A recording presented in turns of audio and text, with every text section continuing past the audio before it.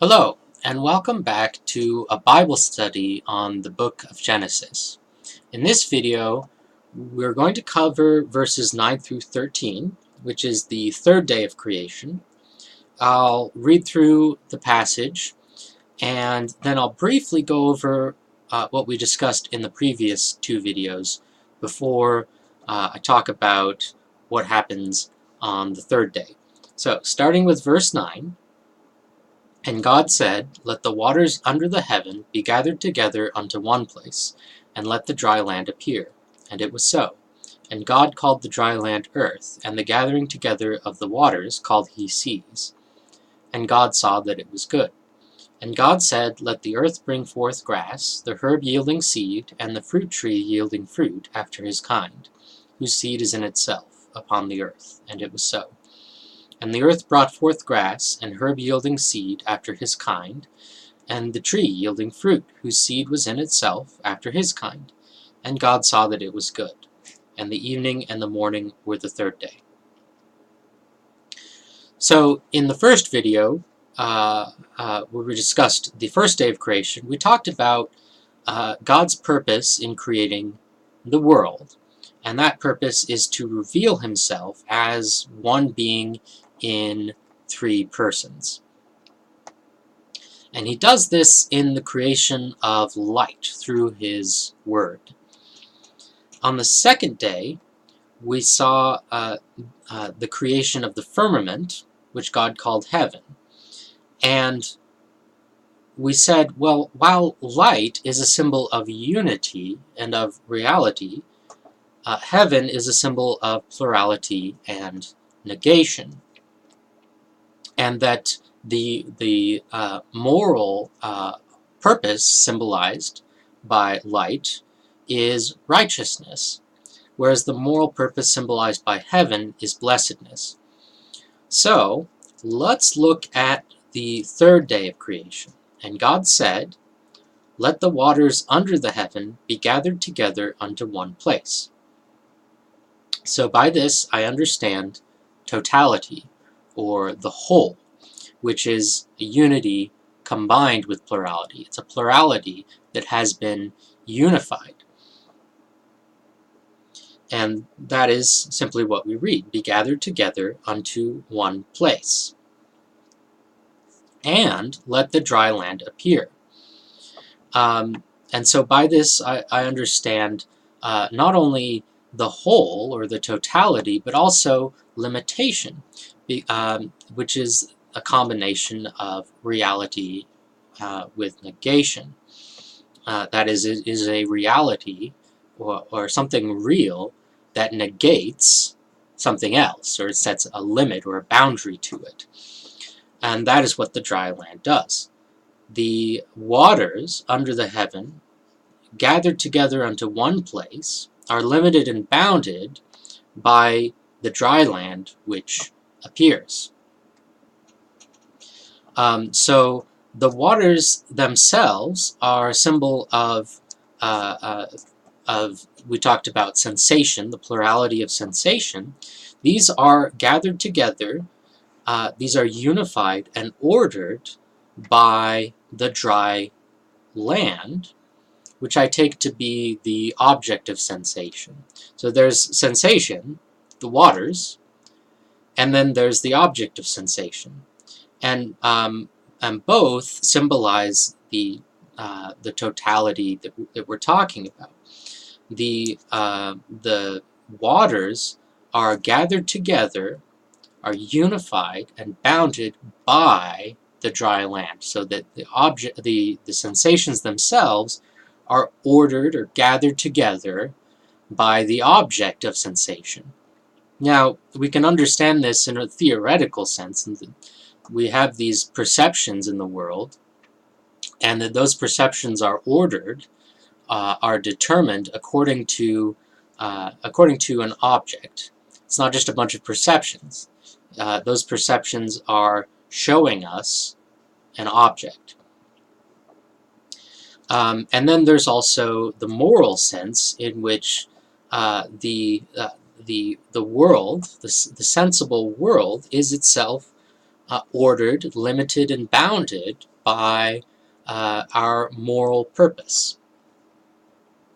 And then there's also a sense simply in which this is good, and of course in verse 10, and God saw that it was good, and that it is its own thing, that the waters were gathered together and the dry land appeared. They are, we would say, ends of nature.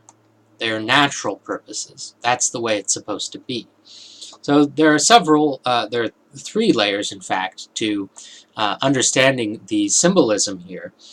And I think what we want to focus on is the moral symbolism, and then just the aesthetic symbolism. So as far as those go, the waters and the dry land symbolize totality and limitation. Now we can see that in the case of the waters, because they're unified. They're this plurality that's unified, and they're this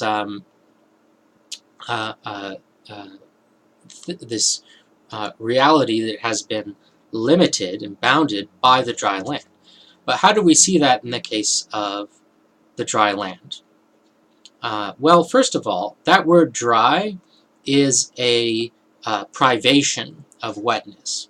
So the distinction here is between privation and negation.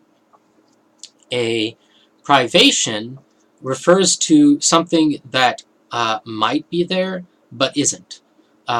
Something that is possibly there but isn't actually there. Whereas a negation refers to something that just isn't there and can't be there. So, for example, a creature with eyes might be blind. So they have the potential to see, they have eyes, but they don't actually see. So we would call that privation. They've been deprived of sight. Whereas negation would refer more, in that example, to a creature without eyes. So in this case, dry is a privation. So it refers to a plurality, something there. There's a plurality there, but it is a privation of that plurality. And that I understand to refer to the second day, which again is the symbol of plurality and negation. But then it says, let the dry land appear. And that the word appear takes us back to the first day, and let there be light, that through which all things appear. So here I do see a combination of the plurality and the unity, of reality and negation. So the dry land is itself those things that we talked about. It's a symbol of totality and limitation, but less on the side of the sensation itself, perception itself, and more on the side of the object of sensation, the object of perception, that which is perceived. Okay, and it was so. And God called the dry land earth, and the gathering together of the waters called he seas. And God saw that it was good. And note here that it's on the third day that the waters under the heaven receive their name, receive their symbolism. On the second day, the firmament divided the waters from the waters, and the firmament, God called the firmament heaven. But there are still these waters under the firmament that are unnamed. So it's on the third day that those receive their name, which I think just again reinforces what we're talking about, is that perceptions, sensation, the sensible world receives its purpose through the invisible world, through moral purposes, through an object, as we talked about in verse 9.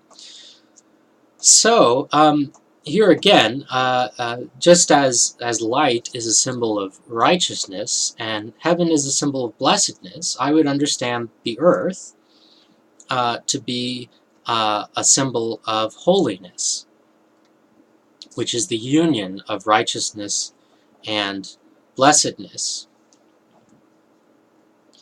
It is the object of our moral purpose. God himself is righteous, blessed, and holy, and we seek to be we seek to obey his commandments, and insofar as we do obey his commandments, we are righteous, blessed, and holy. So let's carry on. There are a few things I want to come back to, but let's carry on to verse 11. And God said, "Let the earth bring forth grass, the herb yielding seed, and the fruit tree yielding fruit after his kind, whose seed is in itself, upon the earth." And it was so. And the earth brought forth grass, and herb yielding seed after his kind, and the tree yielding fruit, whose seed was in itself after his kind. And God saw that it was good.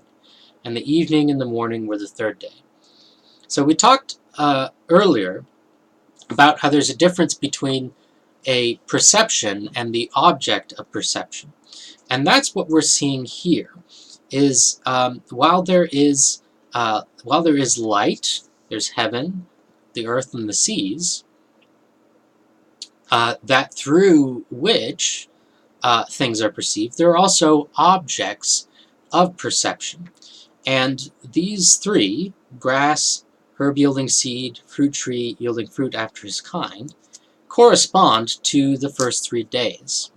And the reason for that is since the earth and the seas are symbols, but in particular the earth, because these are brought forth from the earth is a symbol of totality. Well, there's totality in itself, and there's totality insofar as it is the totality of these three things: unity, plurality, and totality. So these three things are here mentioned, and these are the objects. These are particular objects that represent these three things. So grass would be a representation of unity, but not, again, that unity through which we see, but that unity that is seen, the object of that unity. And then the herb yielding seed. So the grass is just grass, but then the herb yielding seed, because it has within itself the means to perpetuate itself, to produce an intuition of itself that carries on. The idea being that while righteousness itself is a concept, blessedness joins to that concept an intuition or a perception, you might say, to be produced by it. Happiness. We want to be happy in accordance with our obedience to the law. So that's how I understand that. The herb yielding seed, and the fruit tree yielding fruit after his kind, whose seed is in itself, so that contains within itself the object to be produced, and that would be the union of righteousness and blessedness in holiness. And so these aren't just things that are to ground our existence in the existence of the world. These are the objects sought by the world itself. We are to seek to be righteous, blessed, and holy in obedience to God's commandments. Now, one thing I do want to mention here is that, first of all, as men, we are, and women, as human beings, we are not holy in the way that God is. God is holy. He cannot sin. We are capable of sin. So that's why I said, if we obey his commandments. Because if we obey his commandments, then God has created us, and we obey his commandments, and submit ourselves to his will, then in that sense, you might say we partake of or participate in his holiness. And the reason for that is all men desire to be happy, but we also are required to obey the law. Well, how do we unify those two distinct ends? We want to be happy, and we're naturally going to choose those things that we think will make us happy. So righteousness itself has to be, according to that, something that makes us happy. Well, it doesn't. The whole point of righteousness, the whole point of the law is that you just have to do it. It doesn't take account of what you want to do. It tells you what you have to do. So these ends are reconciled and harmonized through these three things: righteousness, blessedness, which is the union of obedience to the law or keeping the law with happiness, and then that itself must be righteous.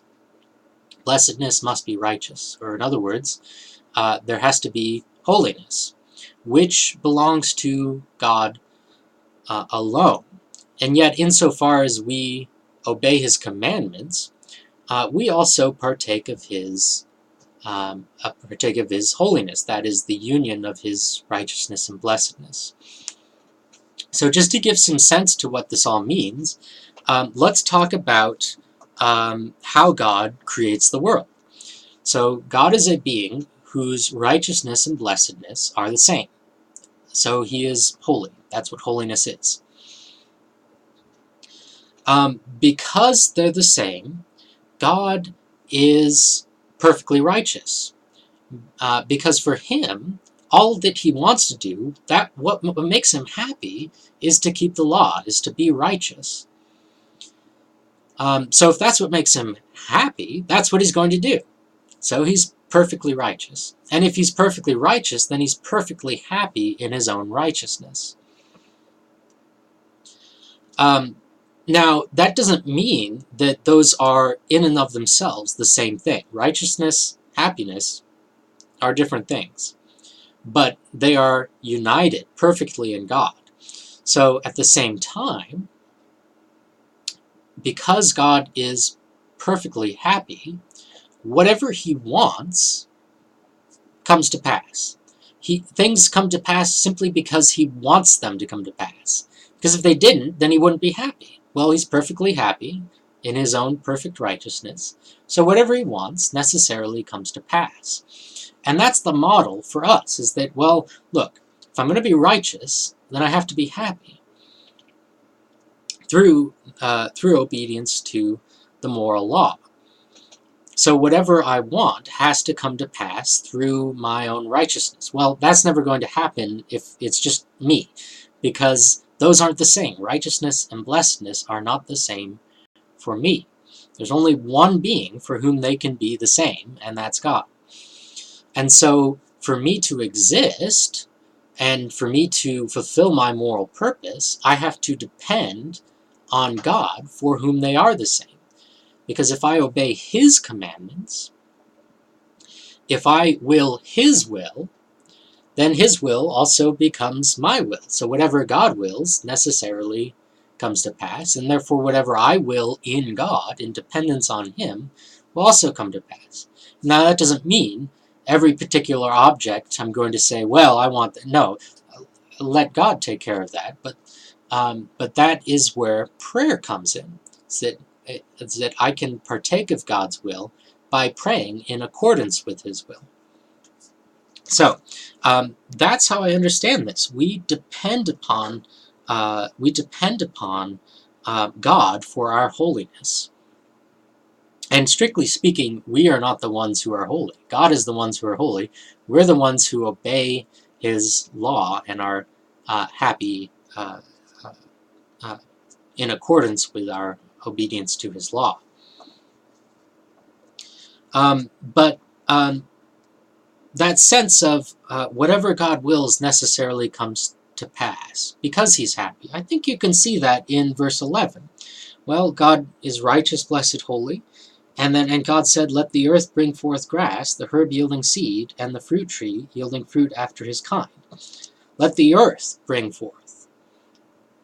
In accordance with the symbolism that of God himself, who is holy, willing things to come to pass, and they do. And that, I think, again, helps us understand, okay, and like, for example, verse 3, and God said, let there be light, and there was light.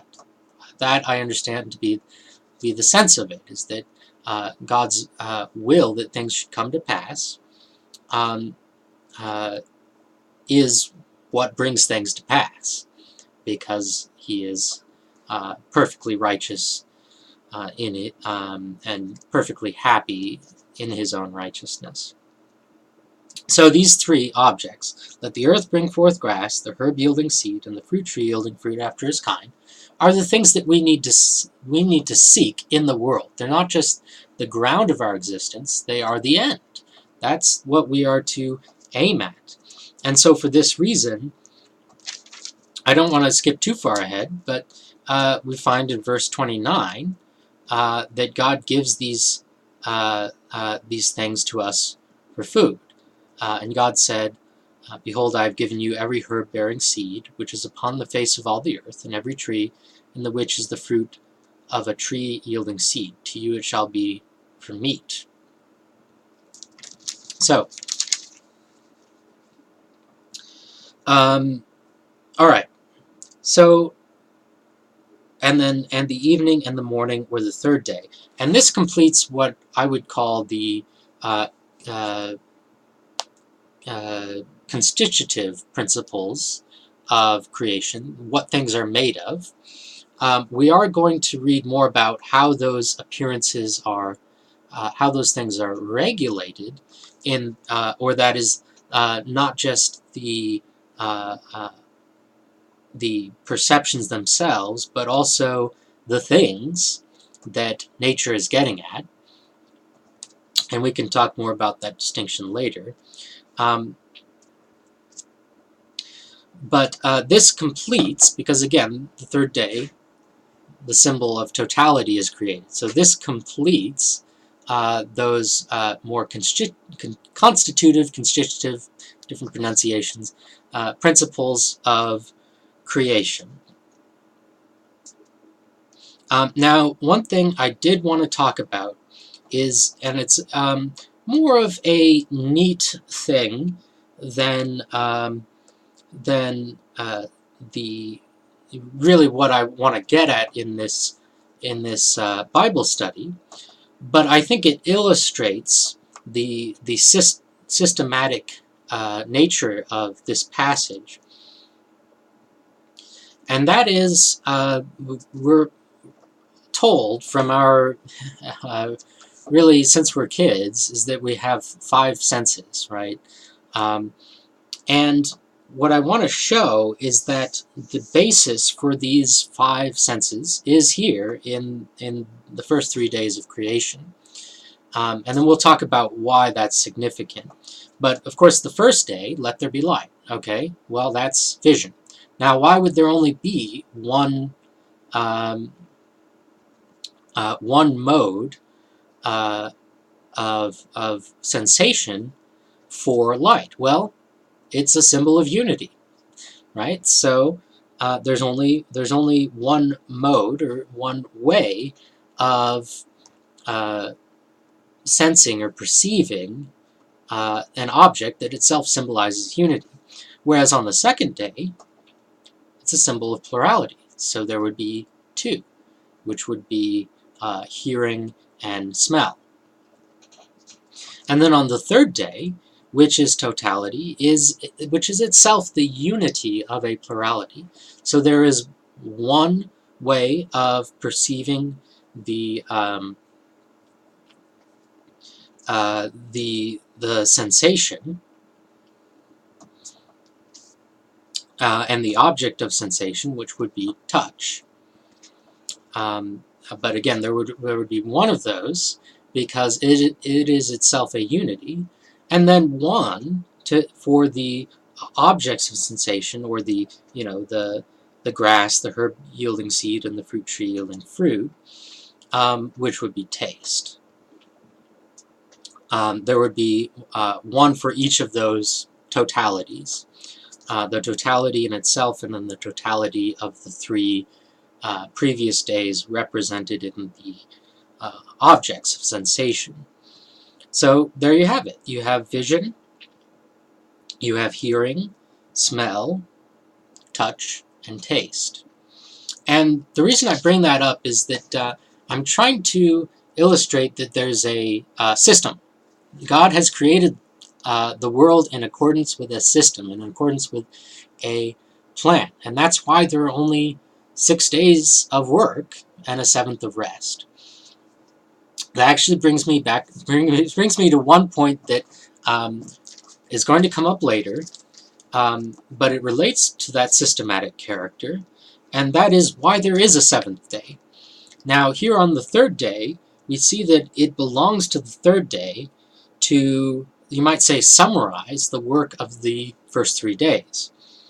And that is accomplished by the earth bringing forth grass, the herb yielding seed, and the fruit tree yielding fruit after his kind. And we'll see a similar thing happen on the 6th day, because there you have the creation of beasts first, but then, you have the creation of man. Well, then there's a 7th day to symbolize not just any one day, but all of them together. It doesn't belong to any particular day. It belongs to all of them together, and it is a day of rest. So, I think I'll stop there for today, and then next time we'll cover the 4th day of creation, where we learn about the objects of creation, not just the kind of the material, but the things, starting with the lights. Not just light, that through which things are visible, but that thing which produces light and is itself a substance, or an object of God's creation. Okay, thanks for watching this video, and I'll see you next time.